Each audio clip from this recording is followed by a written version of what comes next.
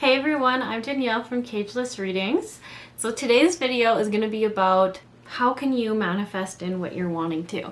And this is all from my personal experience, so take that with a grain of salt. This is just what has worked for me, and I'm just sharing that. Okay, so I try to narrow it down into kind of a steps program. So the very first thing that I always do and feel like everyone should do is really reflect on what you want. What fulfills you? What is the purpose that you want to wake up for and work towards? Whatever that is, you need to know what it is. If your purpose in life is just making people feel good, then that's great. That's what you should do. If yours is just wanting to be the best parent, it could be wanting to be the most loving person you can be. What you just know your why, know what fulfills you, know your purpose, and kind of get excited about it. And then once you know that, you're going to create your goal. The goal that gets you excited about getting your feet on the ground in the morning and getting up, instead of hitting snooze on your alarm and being like, oh, I'm just not excited about starting my day. You want to make sure that that's that strong of a goal. It's big, it's meaningful, it's purposeful. So that would be step one. Step two is going to be staying consistent. When things get hard, when you lose perspective, when you're not feeling great and just like, I don't know if I can do this, you need to be consistent anyways. You know, I'm a big advocate that change doesn't happen unless you get uncomfortable, and it won't always be easy, because otherwise you would just keep doing exactly what you're doing now and you'd have exactly what you have now. So it's important to stay consistent. And the other reason why you want to do that is you want to be visualizing what it is that you're working towards, what you're wanting. You want to be feeling excited about that. If you can't visualize it, if you can't feel excited about it, it's probably the wrong goal.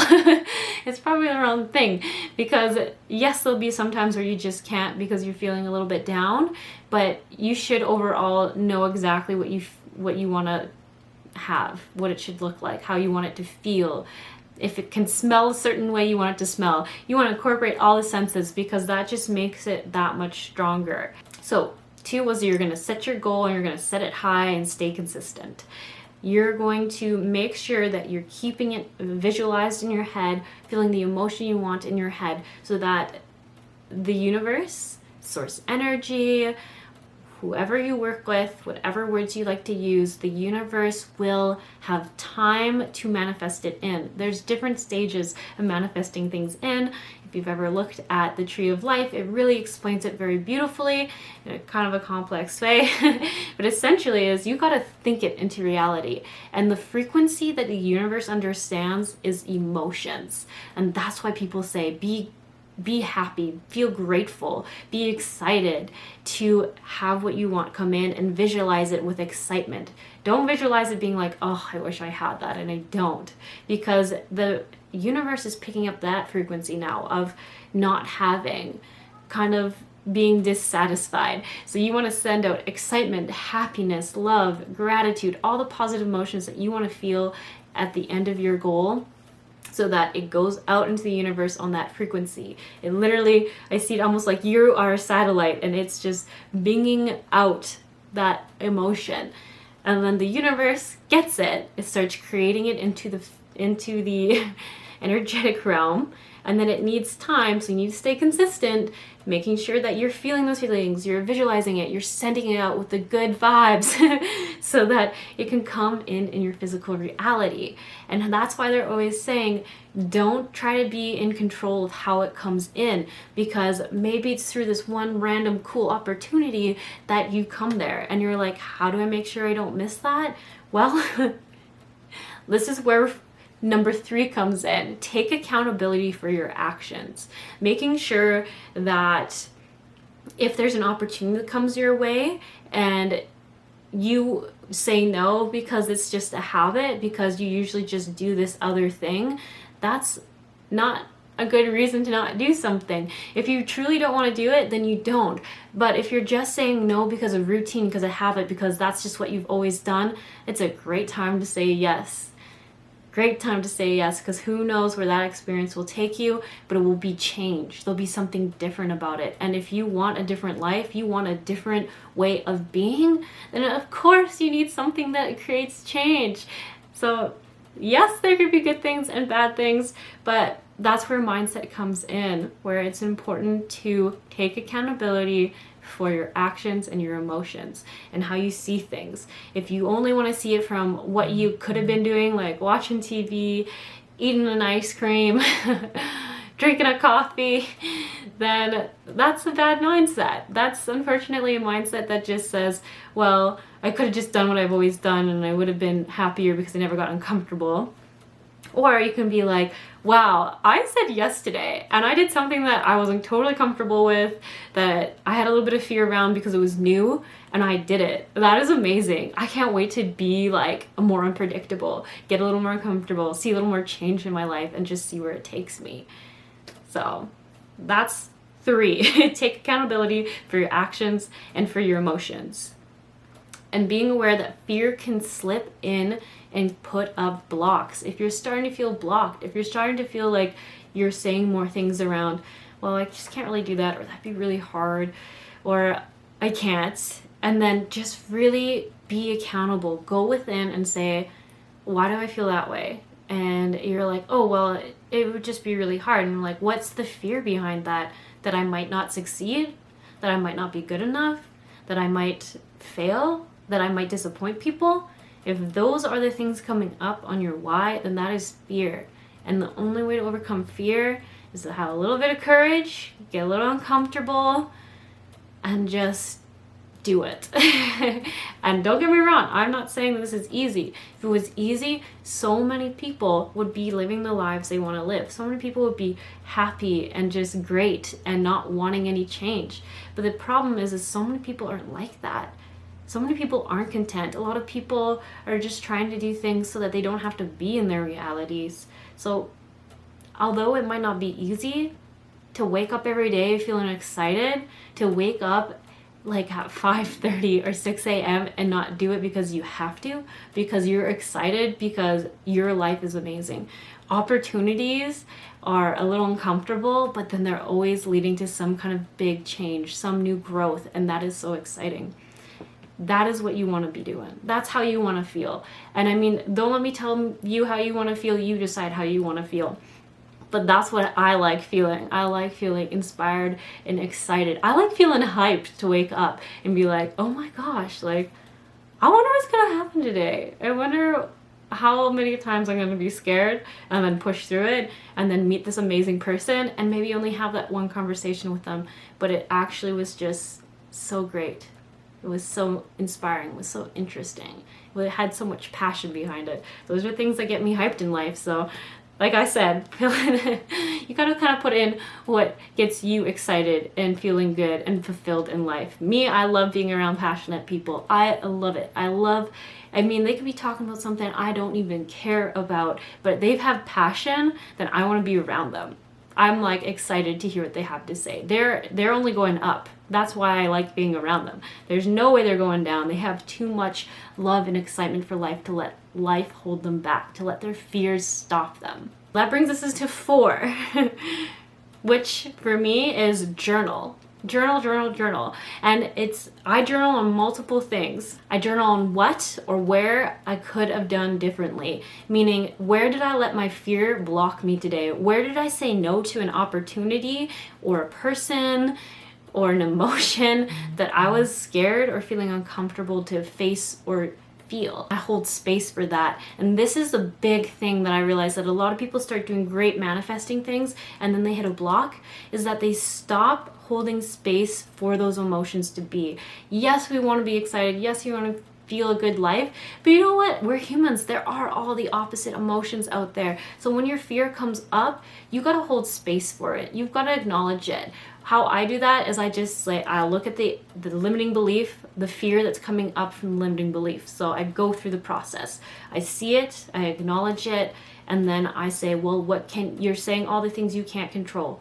What can you control? You can control this about that situation. You can control how you choose to handle yourself or respond in that situation. Because a lot of my fears personally come from thinking that I will not have any control over that situation and that I am in this fear, this victim role, and it's not true. But if I just said that and didn't acknowledge and really show my inner child and myself where I can be accountable, where I can take control, and acknowledge that that fear was real and that's okay, but we're going to be okay if we keep moving forward, then I would find myself having that fear pop up all the time. I want to do something and then it would just come up and answer for me. So it's so important to make sure you are actually doing the steps to not only acknowledge, see, hold space, talk to that part of you and explain, okay, I see why you're scared about all this, but look at this, what we can change. And for me, that's been the game changer on making sure that it doesn't come back up later and end up getting me totally out of my routine, out of my good habits, and I'm staying consistent and I'm still setting my goal high and I'm keeping it there. Like, that's been my trick. I would love to hear it if you have a different way, but I do know that that is what most people get stuck on, is they're doing so good and they think they're doing inner child work, they think they're acknowledging their fear, but they're just kind of saying, well, that's dumb, I shouldn't feel like that, and moving on. And I just find that if you said that to anyone, that wouldn't make them feel seen, acknowledged, or heard. It would just suppress it and then make them have more emotion, more of a hurt to come back with. Also, while journaling, I take the moment to reflect on what change there was, because you can't only talk about the negative, right? You want to see and be like, today I said yes to this and I normally didn't. Today I actually felt pretty good about all the stuff I got done, or my productivity has gone up so much and I'm loving it. I'm actually having fun with it. I'm enjoying it. Things like that are also very important to add in. It's really about keeping perspective on your growth, so that if you're having a bad day later, you can look through this journal and just see how far you've come. Tip number 5 for me, listening to a guided meditation has been huge for me. I find that a lot of my fears are in my subconscious, and for me, what I like to do is before I go to bed, I try to make sure that I don't go to bed when I'm just going to instantly fall asleep. Obviously, life happens and that can't always be the case, but I try to make sure I'm in bed like at least an hour and a half before I would even think about going to bed, because that way I can do my journaling and then I can do my guided meditation. And I do that, and I make sure I do the Bob Proctor abundance meditation, and I love it because every time I listen to it, I hear something different, but it really reminds me of my focus, visualizing in what I want. And what I also love is that in his guided meditation, he really talks about putting your whole body, visualizing your whole body shifting in to a frequency of abundance, one that it resonates on, so that you are on the same frequency so that you can meet each other. There's so many guided meditations out there that are amazing. That's just one that I like. I love Bob Proctor. I think he's adorable, and I'm sad he's no longer with us, but I'm still grateful to listen to what he's left for us. And I would challenge you to listen to it for 30 days straight. I like doing it every day for however long I'm here for, but I know that's a big goal to set for some people. So just try for 30 days, because I found the first 2 or 3 days I did this, I had a little bit of like an inner child revolt where it was like, this is annoying, I don't want to have to do this. This isn't true, kind of stuff like that. And actually my boyfriend also mentioned like he had like a dream or a nightmare where he was trying to shut it off because he didn't want people making fun of him or knowing that he was listening to this. So that just really confirmed for me that it was doing something, that it was getting into the subconscious, and I love that. We want to really make sure that that's where our limiting beliefs are kind of hiding. We want to make sure that we're reprogramming it. So tip number 5 was guided meditation before bed and when I wake up. I do it twice a day. I actually, if I'm being real with you, I do it more than twice a day sometimes. If I feel like I didn't really hear it, and my goal is to make sure that I visualize what fulfills me, my purpose, my high goal that I want for myself, then I'm gonna redo it in the afternoon or whenever I feel like I will actually have time to focus on it and actually do it right. Because I just believe if I can just put this out there once a day, it reminds me of why I'm doing this all, why I'm here, why I'm excited to get up at 5:30 in the morning and start my day. And maybe if you're getting up at 5:30 in the morning, it would make you feel grateful too of why you're doing it. Okay, step number 6 is similar but also very different. I love sleep affirmations. I'm gonna tag an account that I absolutely love for this sleep affirmation. I, once again, really believe in subconscious thoughts, and I know this is kind of controversial for some people. I know some other people don't believe that you take in anything when you sleep, but I, in my own experience, feel like that's bull poop, for myself at least. I don't know about you, but I'm not a deep sleeper where I sleep so deep I don't hear anything. I'm actually quite a light sleeper, so a lot of the times I will like wake up a little bit and I'll have a dream, and I will in the dream be hearing the affirmations, and I'll be like, yeah, this is good, I love this, this is amazing. And I love that because one, it creates this really high feeling, like this really high like excitement and gratitude and happiness in a dream, and I love that. I want to randomly wake up in the night and have like a positive feeling being my first feeling. But also, like I said, when I first started doing this though, I had a lot of fight. I was like, I don't like listening to someone talking while I'm sleeping. I don't like this, I don't like that. And I'm like, I was ready to be open to some push to come through. So I had that mindset. So once again, I would challenge you to do it for 30 days. If you're gonna listen to Bob Proctor, you might as well listen to some free sleep affirmations. You can just put it on the YouTube playlist so it just automatically starts playing after. And I'll also tag that abundance meditation in the bottom of this if you're interested. Yeah, like I said, love it. I've loved it so much, and the woman who does it has done an amazing job at not just saying things that you want to attract in, but actually saying things that get and target the limiting beliefs that we've created. So that's why I love it for the subconscious. So I would empower you to try and do something like that of some type for 30 days, because you want to give yourself time for your subconscious to stop maybe saying why it shouldn't like it, and then start letting it sink in. And then if it doesn't do anything for you, sure, don't listen to it anymore. That's totally your life. You don't need to do that. But I'm just saying, if you want change, you want to manifest in, why not go hardcore? Why not just throw everything you know at it, throw all your tools at it, and see if you get what you want at the end of it. So that was tip number 6, was the sleep affirmations for abundance. Love that one. All right, and then tip number 7 is making sure you have some kind of people around you that hype you up and keep you excited.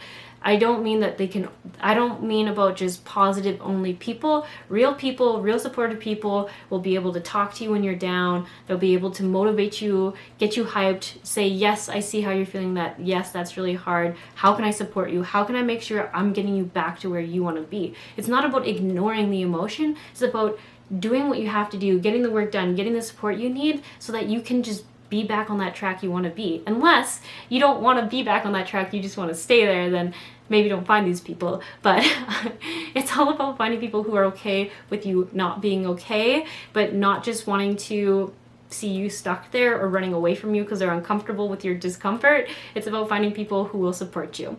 And the other really important thing about having these people who are kind of hypers is that if you're doing the thing and you're getting up early and you're doing all this stuff because you're excited to manifest in what you want, you're feeling like you are so excited to living a more fulfilling life, to living in a life that's more in alignment with you, of course you want other people around you who are excited about that too, who also want to be aligned with things in life, who want to experience the good, who want to take advantage of opportunities.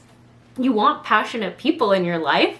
So that's why it's so important to find them. And if you felt like, oh, it's just too hard, well, you're going to go in with a different mindset. Because remember, where there's a block, there's a fear there. Are you scared someone isn't going to accept you? Are you scared that people are going to make fun of you? Well, those aren't your people, so they can say goodbye.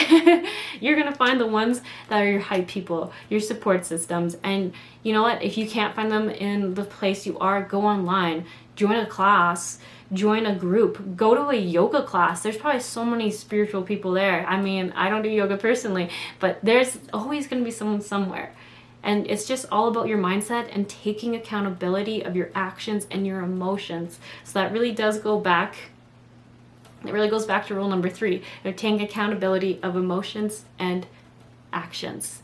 So I think those are all the tips I have for you. Oh wait, tip number 8, I forgot, is once you figure it out, once you start manifesting in the things you want, once you figure out the secret that you co-create your reality, share it with other people. And don't force it on people who don't want to hear it. But if someone is looking for advice, looking for some guidance on how to be more successful, share with them how you got there. That is the best thing you can do, is because essentially there's so much abundance out there. It's unlimited. It's no one needs to fight each other for it. That's just such a misconception. It's like, think about how many lotteries there are everywhere in the world. I remember people always saying that to me, like, no one wins the lottery, but I'm like, isn't there actually like probably thousands of lottery winners like a month? Maybe even a day in the world? Why is it that everyone always says like, oh, well, no one can do that? And actually there's probably like thousands of people a day becoming a lottery winner. And I just think about stuff like that, like, oh, why do I believe that? That's not true. Maybe I don't win the lottery, but you know what? Thousands of people somewhere are. So obviously it's something someone can do. Anyways, that is a random whole other, maybe that's a whole nother video about me believing that you can have whatever you want, that no one puts limits on you except for you. And if you don't feel like that's true, that's where you really have to go in and say, am I being honest with myself here? Is it just because I don't want to get uncomfortable that there's a limit? Is it because I'm stuck in a perspective that I see the limit? And I'm only saying this to you from a place of wanting you to shift your perspective, to get what you're wanting, because I myself have often put myself in a place where I was like, well, there's just no other thing I can do. There's nothing I can do here.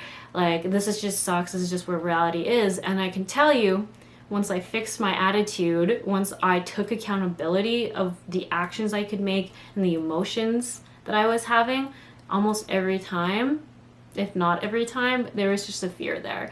Oh, it'd be really uncomfortable to email that person. It'd be really uncomfortable to have to say that to someone. It'd be really uncomfortable to do this, and it might not work out. I would say stuff like that. It might not work out, so why would I even do it? And then I was like, oh, that's a pretty lousy reason why to just sit here and have a pity party for myself if I haven't even taken all the possible options. I haven't even talked to all the people I need to talk to. I haven't even taken one uncomfortable road. I've just complained to everyone, but I haven't actually taken accountability for my actions and my emotions and what I can do. Okay. That's all I have for you. Like I said, this is just from my personal experience, what I've done, what I've loved, and what I've found has really helped me. Of course, I'm always open to hearing more suggestions. There's only possibility to grow. If you've got a killer manifestation secret, I would love to hear it. And I would also just say, you know, like I said, as always, you just take what resonates for you and you just leave the rest on YouTube. Okay. You all have a good morning, afternoon, evening, or night, whatever it is for you, and I'll see you all around.